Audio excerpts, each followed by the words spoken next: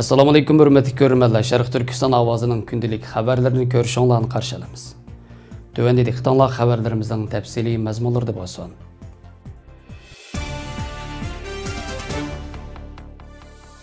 Şərq Türkistan sürgün hökumətinin baş ministri, Şərq Türkistan Milli Uyg'unish Harakatining qo'rg'uvchisi va raisi Salih Xudoyor muhojiratdagi Şərq Türkistan xalqiga chaqiriq qilib, har yili 10 dekabr kunining xalqaro kishilik huquq xotir kuni bo'lib, mush munosabat bilan muhojiratdagi barliq qarindoshlarni o'z turish joylarida namoyish uyushtirishni alohida tavsiya qilib, xalqaro Uyg'ur masalasini kun tartibga kelgan bugungi kunda biz orzu-istaklarimizni butun dunyoga texmo bildirib turishimiz va Xitoy tajovuzchilariga bo'lgan harakat faoliyatlarimizni bir kun to'xtatib qo'ymasligimiz kerakligini, bugungi dunyo vaziyatini qo'ldan berib qo'ymasligimiz kerakligini ta'kidlab muhim chaqiriq qildi. Muhojiratdagi Sharq Turkiston xalqining bir niyat, bir maqsad, bir ovozli chaqiriq aktiv ovoz qo'shishini umid qilamiz.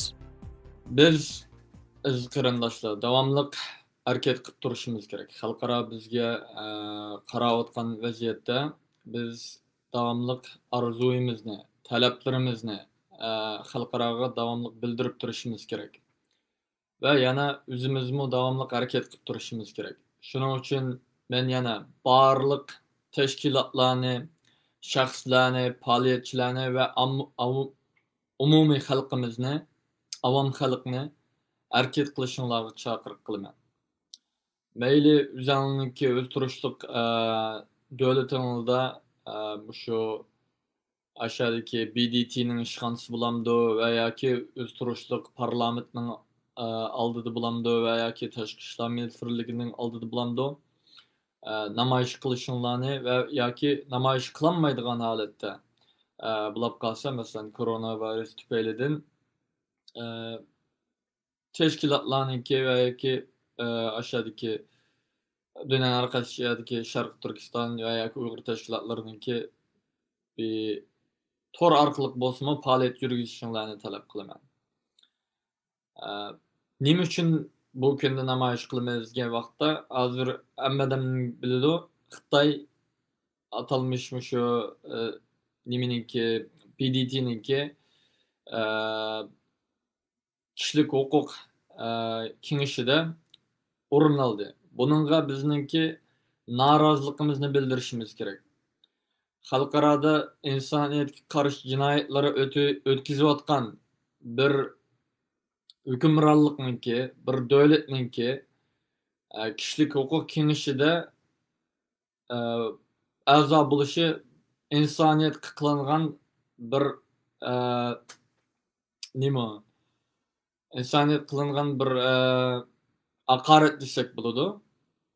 Shuning uchun buni biz xalqaroga noroziligimizni bildirishimiz kerak. Va BDT'ninki Xitoyni qo'g'lab chiqarishini, bo'libmi shu kishilik huquq kengashidan qo'g'lab chiqarishini talab qilishimiz kerak. Va yana xalqaroga bizningki Sharq Turkiston xalqininki birdan bir yo'l qutulish yo'limiz. Biz uchun kishilik huquqimizni, diniy erkinligimizni va yoki mavjudligimizni saqlab qola oladigan birdan bir yo'l davlatimizning mustaqilligini asli keltirish bo'lganligini xotirlatishimiz kerak aziz qarindoshlar.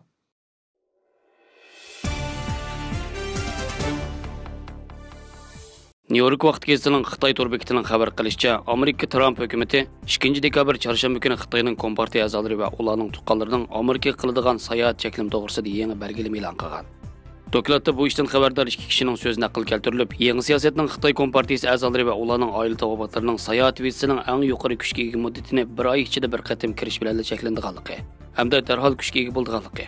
Amerika Davlat ishlari mahkamasining bayonotchisi elektronlik xatda Xitoy partiya a'zolarining viza muddatining 10 yildan 1 oy qisqartirilganligini bildirib, Amerikaning bu harakati Amerika hukumatining davlatini Xitoy Kommunistik partiyasining yomon ta'siridan qo'g'dash uchun olib berayotgan siyosati, nazoratchiligi va qonun ijro qilish harakatlarining bir qismi ekanligini ta'kidlagan.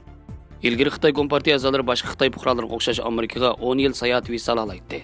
Xitoyda taxminan 92 million Kompartiya a'zosi bor bo'lib, dastlabki mo'ljalga qaraganda Amerikada bu belgilamaga chetishliqlarning soni 270 milliondan oshadi ekan.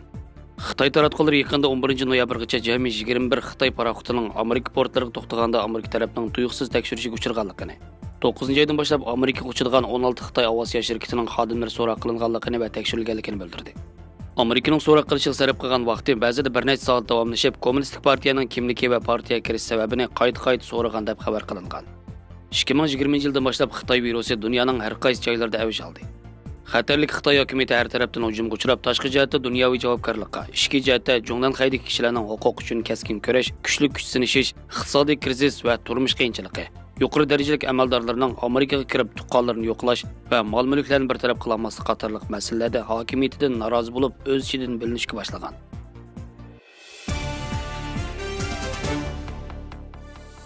Bu yil Xitoyda ig'ir darajada guruch kamchilik bo'lib, Xitoy hukumatı amalsiz Hindistondan import qilishga majbur bo'lgan. Bu Xitoyning 30 yildan buyon tunji qatam Hindistondan guruch setilishi bo'lib, Hindiston hukumatı buningdan xushal. Ammo Hindiston xalqi noroziligini ifodalagan. Navbatda Xitoyning yemakliklarining kam deganda 70% chet el importiga bog'liqlik. 1 dekabr kuni Fox 168 moliya xabarida Hindiston yemaklik mas'ullarining bildirishicha, Tailand, Burma va Vyetnamdagi guruch ta'minotining qisqa bo'lishi. Ammo Hindiston hukumatining bahosida qattiq e'tibor qilish sababidan 30 yildan buyon tunji qatam Xitoy Hindistondan guruch import qilishga boshlagan. Bu yil Xitoy virusi, kalkun, cheketga va boshqa tabiiy ofatning ziyni ta'sirida Xitoyning guruch ishlab chiqarish miqdori zo'r darajada ozayib, mahsulot miqdorining to'valash nisbati 30% dan oshgan. Xitoy har yil taxminan 4 million tonna guruch import qiladi. Hozir Hindistonning Xitoyga sotgan guruchining har bir tonna bahosi Tailand, Vyetnam, Burma va Pokiston qatorli Xitoyning an'anaviy ta'minlovchilaridan $30 to'van. Har tonnasining bahosi $300 atrofida bo'lgan. Xitoy bu qatim Hindistondan 100 ming tonna guruch sotib olgan. Hindiston hukumatining Xitoyga arzon baholiq yemaklik eksport qilishi yaqinda Hindistonlik dehqonlarning kuchli noroziligini qo'zg'agan. Hindiston tarafdorlarining xabar qilganda Hindistonlik dehqonlar yaqinda ko'chalarga chiqib namoyish qilib noroziligini ifodalagan. Hindistonning dehqonchilik yeri va terilg'i yeri davlatning yarmidan ko'plagini egallaydigan bo'lib, dunyo terilg'i yerining 10.99%ni egallab, dehqonchilik nupusi dunyodagi dehqonchilik nupusining 4dan 1 qismini egallaydi. Shuning bilan bir vaqtda Hindiston 8 yildan buyon guruch eksport qilgan birinchi davlat bo'lgan. Tahlilchilarning qarashicha Xitoyning Hindistondan guruch import qilishi amalsizlikdan bo'lganligini.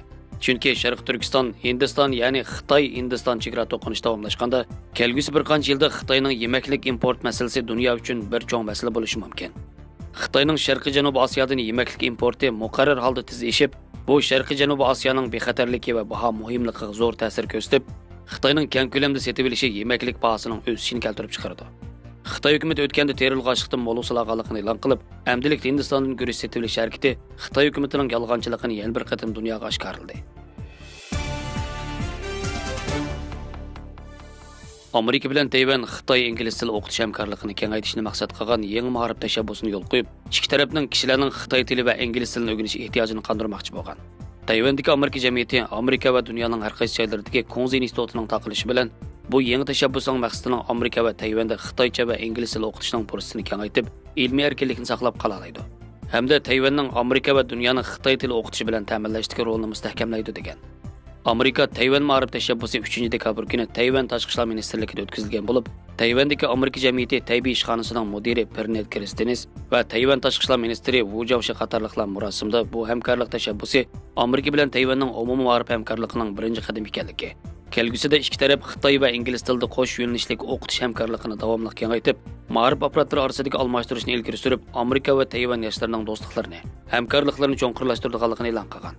Amerika Tashqi ishlar ministrligi avgustning o'rtalarida Konzi instituti Amerika markazining Xitoy hukumatiga qarashli chet el o'mik ekanligini e'lon qilgan. Davlat ishlar kotibi Pompeo oktyabrning o'rtalarida ziyoratni qabul qilganda, Amerikadagi barliq Konzi institutlarining yil oxiridan burun taqalishini umid qilganligini bildirdi. Amerika Davlat ishlar mahkamasi va ma'rif ministrligi uzun o'tmayla Amerikaning oliy ma'rif organlariga yozgan xatida Xitoyning mustabid hokimiyatining Amerika maktablariga bo'lgan ta'siri kundan-kunga kuchayotdi. Gerçi Konzi instituti Xitoy tili va madaniyat o'rganish markazi deb tashviq qilingan bo'lsa-mu, ammo buning kunsir kuchayotgan Konzi institutining Xitoy kompartiyasining Amerika maktablarida yomon g'arazda tashviq qilingan qoral ekanligi to'g'risida ko'plagan faktlar bor deb ta'kidlagan.